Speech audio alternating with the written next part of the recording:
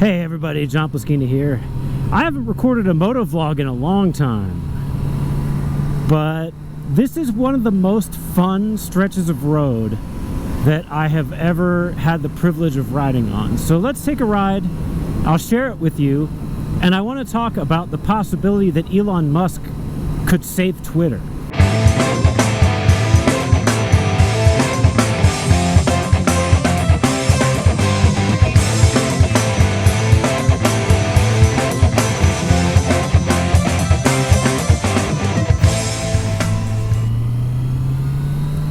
Oh, this is so much fun. So, in the days of television and big newspapers, the establishment power elite had pretty much full control over the narrative and could dictate what they wanted the story to be down to the people, and there was no way to talk back, no way to present an alternate frame of events or a viewpoint that was outside the Overton window. And the early days of the internet, and especially the earliest days of social media before the crackdowns, it was the first opportunity in a long time for people to genuinely have a say in the way that the narrative is framed and to genuinely have a voice in the public discussion of current events. And what it could have led to, and theoretically could still lead to, is a government that might function the way that we're propagandized that a democracy is supposed to function. That we have a public debate on current events and government policy, and then we have votes, and the votes determine the way that things actually function. Now, if you've been following my channel for a while, or if you just read the news and can read between the lines, you know that it's not true. It's not real. We live in a totalitarian society where the government uses the media to manipulate people, and regardless of who gets elected, the same policies fundamentally that the elite wanted to accomplish one way or the other almost always are what gets implemented at the end. And my perennial example is how the war on terror started under Bush, and the Democrats railed against it and cried about the loss of civil liberties and starting a war under false pretenses. And then as soon as they took power, not only did they not end the war on terror, they expanded it and expanded the drone strikes and the crackdown on civil liberties. That really opened my eyes to the way that politics really functions. And I was totally black-pilled on politics until, with the rise of social media and the rise of independent news commentators, we were finally able to get together and discuss things. Whoa. And the possibility of going against the narrative and creating a genuine counter-narrative, and then ultimately maybe taking over the government and fundamentally changing the way that it's structured and the way that it functions, was there. But what we have learned is that big tech, like many of these big corporations, big tech is part of the industrial governmental complex. If you remember the prophetic warning of President Eisenhower about the military-industrial complex, you wish that was the only problem. The complex touches upon every major industry. And the big tech companies, many of them were actually co-founded by the CIA through their In-Q-Tel investment firm.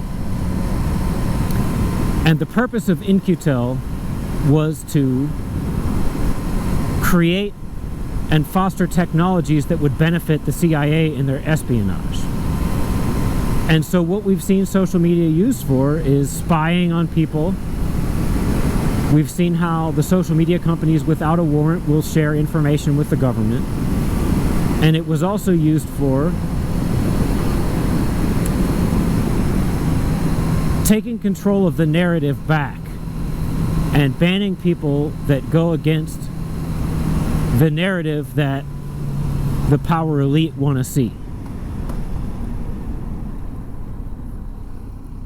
Bear with me for a sec. I'm just going to turn around and do that again. Well, we're not supposed to park here, but I hope they don't mind if I just enjoy the view for a minute. This place is so beautiful. I love it here. So anyway, that's where we stand right now. So enter Elon Musk. I was pretty skeptical that anything good was going to come out of this as soon as he started trying to back out of the deal using the alleged information about what percentage of accounts on Twitter are bots to try and back out.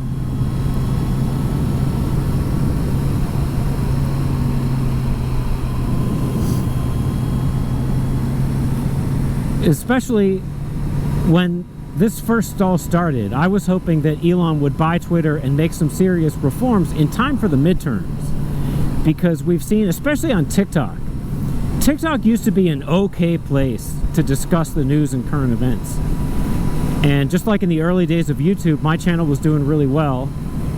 And I had a video that had over 100,000 views. I was getting between 3,000 and 10,000 views on my average videos. And then TikTok announced that they were going to crack down on misinformation, which really just meant crack down on independent news commentators. And I was knocked down to getting between 10 and 20 views per video. And they're not putting my content in the For You page anymore. That's why. They just aren't showing my stuff to people anymore.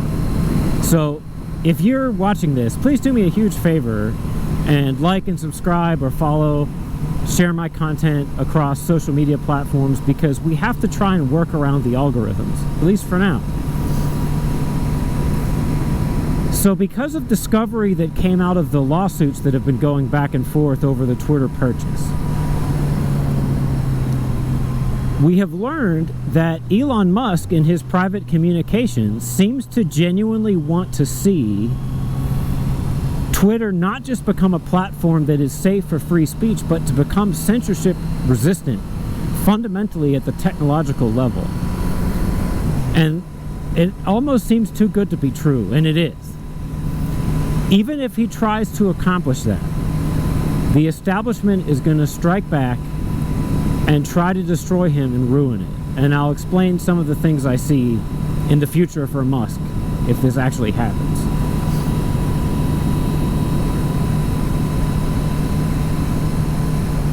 The first is that they are going to drudge up the most ridiculous extreme statements by the dumbest, most unlikable people that they can possibly find,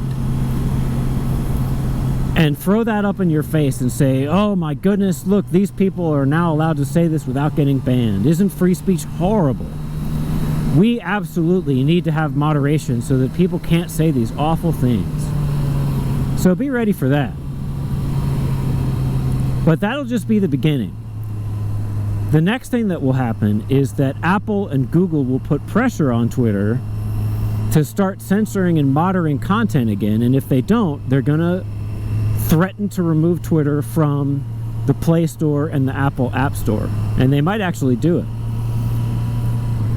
This is how they have approached Gab and Odyssey and Minds, which have been the most successful alt-tech platforms, and I highly recommend that you go and use them, but you will not find them on the App Store. Or Odyssey, I know you can still get Odyssey on Apple, but it's a slightly different version of Odyssey, and they do moderate additional content so that it will fit onto Apple's platforms. Now, if anybody could resist this, it's Elon Musk.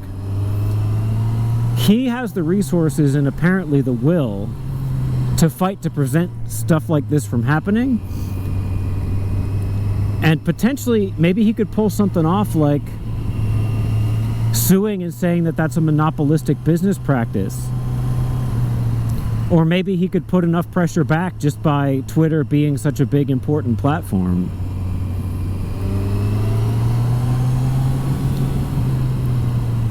That he would be able to resist and fight to keep Twitter on the stores, which would be huge.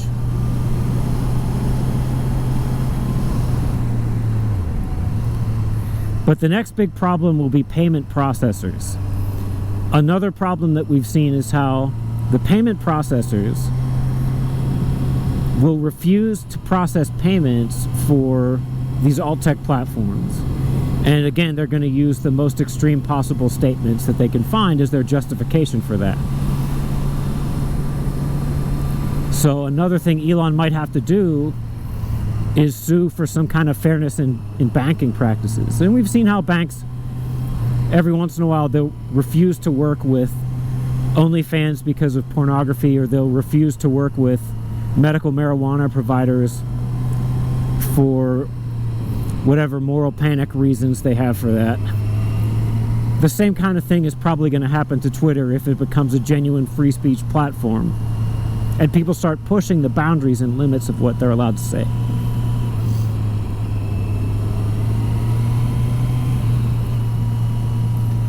And the last thing is, we're going to see phishing expeditions.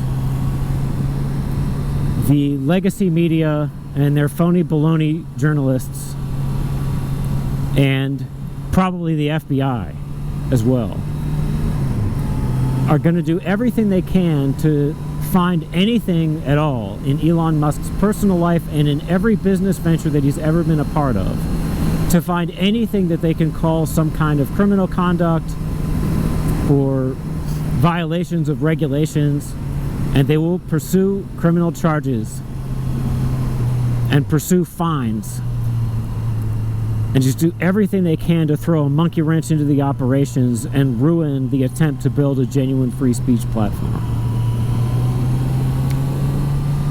And that is more difficult than the other problems. This is probably the worst obstacle, because I can see legal routes to deal with the issues of the payment processors and the app stores. But if the FBI finds that, you know, some company that Elon Musk partially owns is engaged in some kind of fraud or whatever, there are so many laws and regulations, and Elon Musk has his fingers in so many things, that there's probably pretty much no way that you couldn't connect him to a crime if you spend enough time investigating for it. And worst case scenario, if they can't find any actual crimes, if they can trick somebody into saying the wrong thing, they can call that perjury and try and whip up a process crime. That's how the establishment fights back, folks. It's ugly. So, these are interesting times. I'm really glad I was able to take this little vacation here in West Virginia. I love coming out here. It's so beautiful. And in pretty much any random direction that you pick, you can find beautiful, fun roads like that to ride on. Apparently, I'm entering beautiful downtown Aurora, West Virginia. Well, in any case, my friends, it's a harsh world out there. Please keep thinking. We'll talk to you again soon.